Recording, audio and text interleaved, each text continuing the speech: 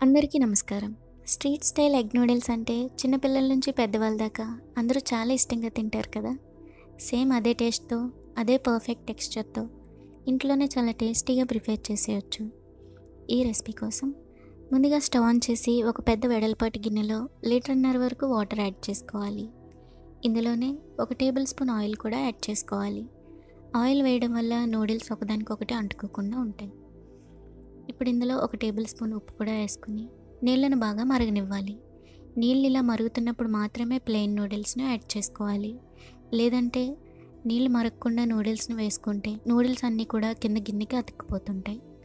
నేను వేసిన noodles 250 grams వరకు ఉన్నాయి. 2-3 మెంబర్స్ వరకు ఈజీగా సరిపోతుంది. ఇప్పుడు నూడిల్స్ని 80-90% వరకు కుక్ చేసుకోవాలి.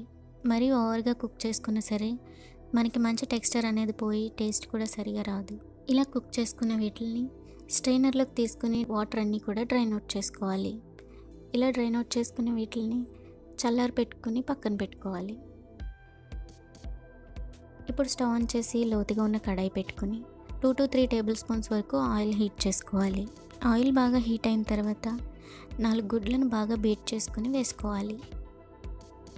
వేసుకున్న వెంటనే కదపకుండా కొద్దిగా కిందంతా కూడా ఫ్రై అయిన తర్వాత అప్పుడు ఇందులో కొద్దిగా సాల్ట్ యాడ్ చేసుకుని ఇప్పుడు గరిటతో చిన్న చిన్న ముక్కలుగా చేసుకోవాలి.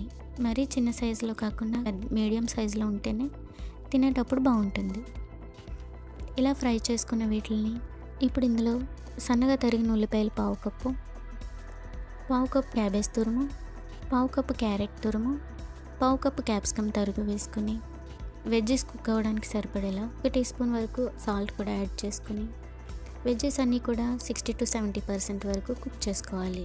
లేదా ఇలా గుడ్డు ఎర్రగా ఫ్రై అయ్యేంత వరకు ఫ్రై చేసుకోవాలి.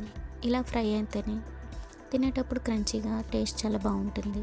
ఇలా ఫ్రై చేసుకున్న తర్వాత ముందుగా కుక్ చేసుకున్న నూడిల్స్ వేసుకుని ఇందులోనే 1 tablespoon soya sauce, 1 tablespoon vinegar, 1 tablespoon red chilli sauce, 1 tablespoon green chilli sauce, 1 teaspoon కారం, పావు టీ స్పూన్ మిరియాల పొడి, 1 టీ స్పూన్ ఉప్పు, కొద్దిగా టేస్టింగ్ సాల్ట్ వేసుకుని సాసెస్ అన్నీ కూడా నూడిల్స్కి బాగా పట్టేలాగా మిక్స్ చేసుకోవాలి.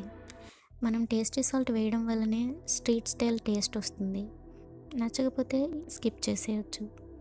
ఇలా మిక్స్ చేసుకున్న తర్వాత చివరిలో కొద్దిగా కరివేపాకు, కొద్దిగా స్ప్రింగ్ ఆనియన్స్ తరుగు వేసుకుని ఒకసారి బాగా మిక్స్ చేసి స్టవ్ ఆఫ్ చేసి వేడివేడిగా సర్వ్ చేసుకోవడమే.